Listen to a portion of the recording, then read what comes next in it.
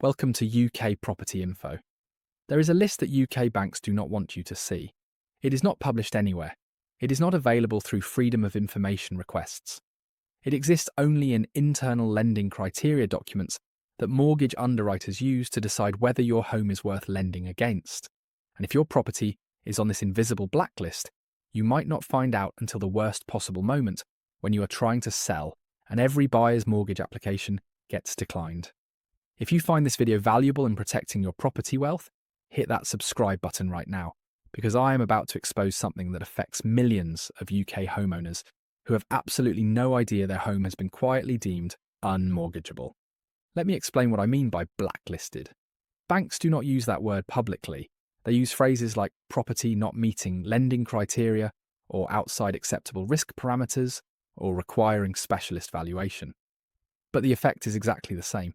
If your property falls into certain categories, mainstream lenders will simply refuse to offer mortgages on it. That means when you try to sell, any buyer who needs a mortgage cannot buy your home.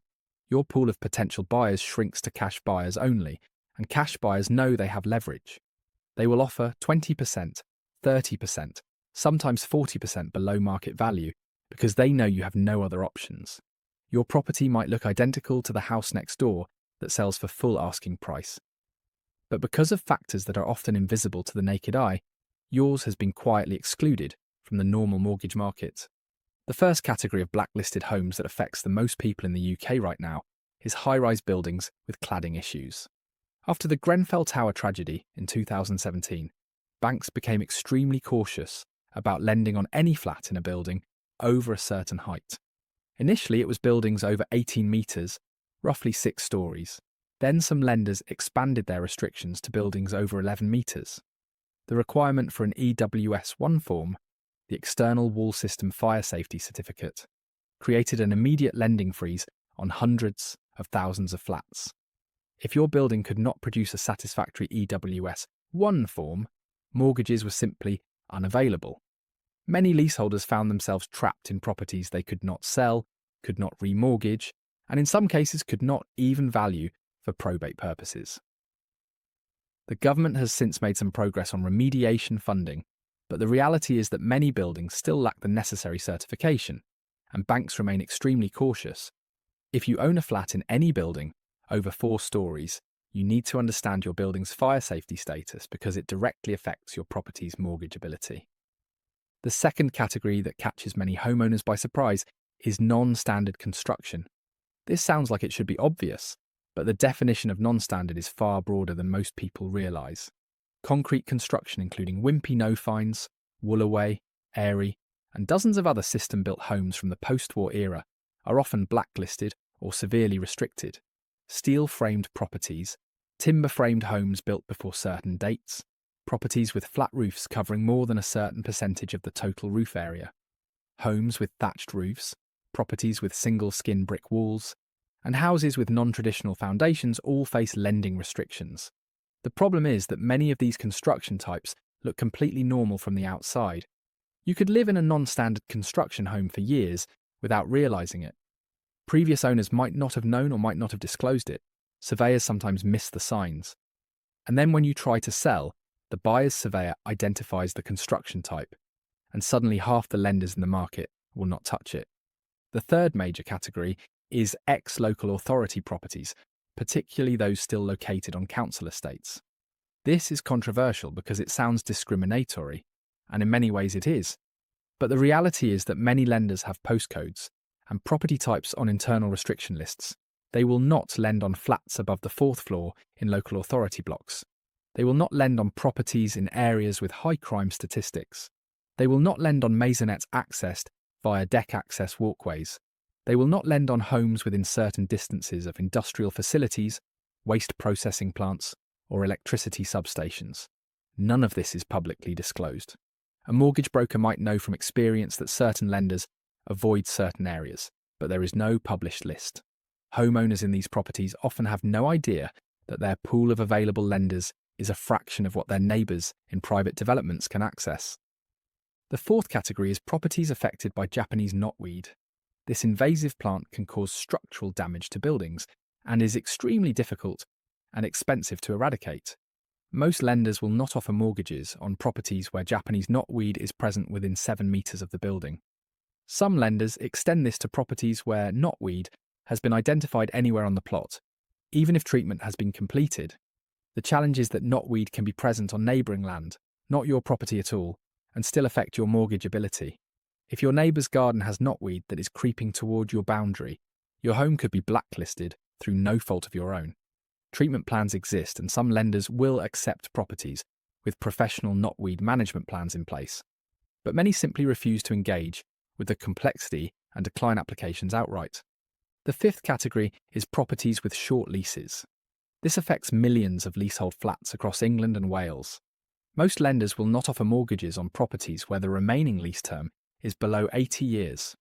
Some have even stricter criteria, requiring 90 years or more remaining. The reason is that lease extension becomes increasingly expensive as the lease gets shorter, and below 80 years a marriage value calculation means the cost jumps significantly. If your lease has 75 years remaining, you might find that only a handful of specialist lenders will consider your property, and they will charge significantly higher interest rates. If your lease has less than 70 years remaining, mainstream mortgages are essentially unavailable.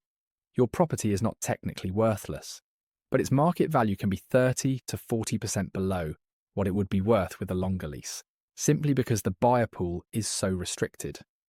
The sixth category is properties above commercial premises. If you live in a flat above a shop, restaurant, pub, takeaway, betting shop, nightclub, or any number of other commercial uses, many lenders will not offer mortgages on your home. The restrictions vary by lender and by the type of commercial premises below.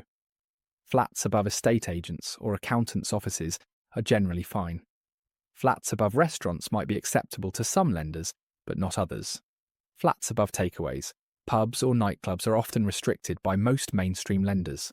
The concern is about noise, smells, fire risk, and the general desirability of the property. But the effect is that millions of people living in mixed-use buildings, particularly in town and city centres, have far fewer mortgage options than they realise. The seventh category is minimum property size. Many lenders have minimum floor area requirements that are never publicly disclosed. Some will not lend on studio flats at all. Others will not lend on any property below 30 square metres. Some have thresholds at 37 square metres. The challenge is that developers have been building increasingly small units, particularly in London and other expensive cities, to hit affordable price points. Buyers purchase these properties, often with help from specialist lenders or high loan-to-value products, and then discover when they try to sell that mainstream lenders will not touch anything below a certain size. The resale market becomes restricted to cash buyers or the same narrow pool of specialist lenders, significantly affecting value and saleability. The eighth category is properties in flood risk areas. After major flooding events in recent years, lenders have become much more cautious about properties in flood zones. Some will not lend at all on properties in flood zone 3, the highest risk category. Others will require evidence of flood defences or insurance arrangements before proceeding. The Environment Agency flood maps are publicly available, but many homeowners never think to check them. They buy a property, enjoy living there for years, and then discover when they try to sell that lending restrictions have tightened and their buyer pool has shrunk. Climate change is making this worse. Properties that were not in flood risk areas when originally built are being reclassified as flood maps are updated.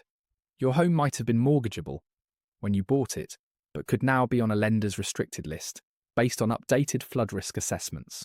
The 10th category is properties with certain types of environmental contamination or industrial history. Homes built on former landfill sites, properties near current or former industrial facilities, homes in areas with known ground contamination, and properties where radon gas levels exceed certain thresholds can all face lending restrictions. Some lenders require specialist environmental reports before proceeding. Others simply decline to lend in certain areas. Local authority searches can reveal some of these issues, but not all contamination is known or documented. Homeowners can be completely unaware that their property has any environmental concerns until a lender's surveyor or underwriter identifies a potential issue. The 11th category is properties with structural movement or subsidence history. If a property has ever had a subsidence claim, that history follows the property forever.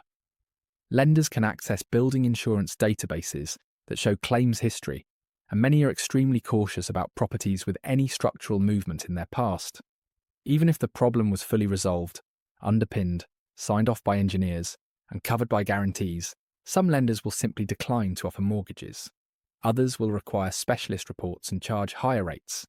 The original owner who dealt with the subsidence might have done everything correctly, but future saleability is permanently affected. Properties in areas with clay soil, mining history, or known ground instability face additional scrutiny, even if no movement has actually occurred. The 12th category is a catch-all that includes dozens of other property characteristics that different lenders view as unacceptable risks.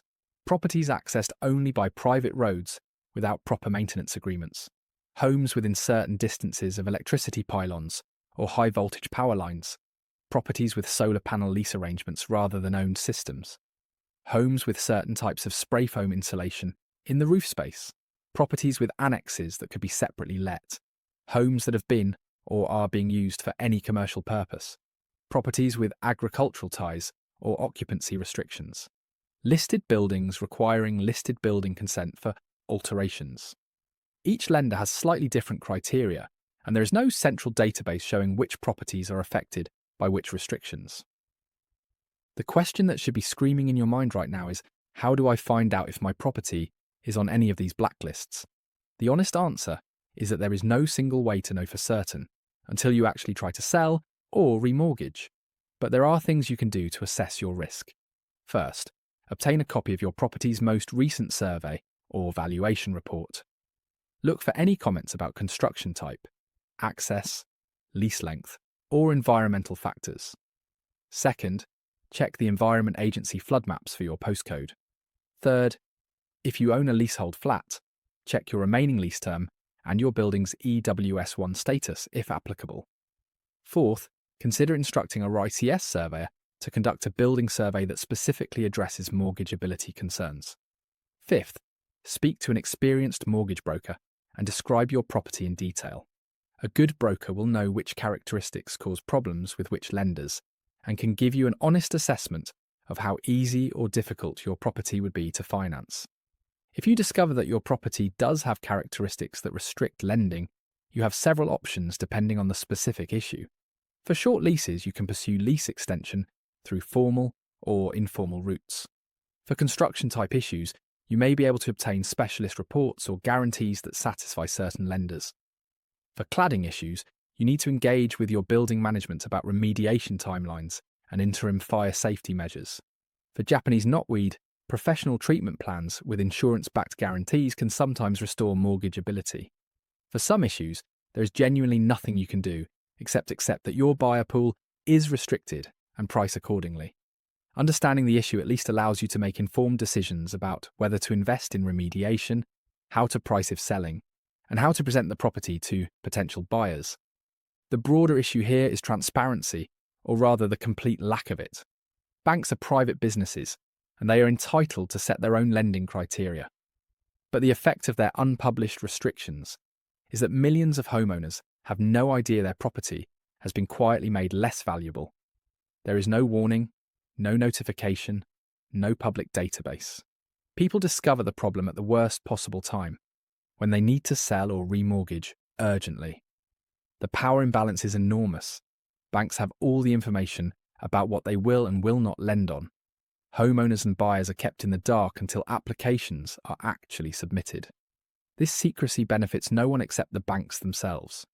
Homeowners deserve to know if their property has characteristics that affect its mortgageability. Buyers deserve to understand lending restrictions before committing to purchases. The current system of invisible blacklists serves only to transfer risk and loss to individuals who have no way to access the information they need to make informed decisions.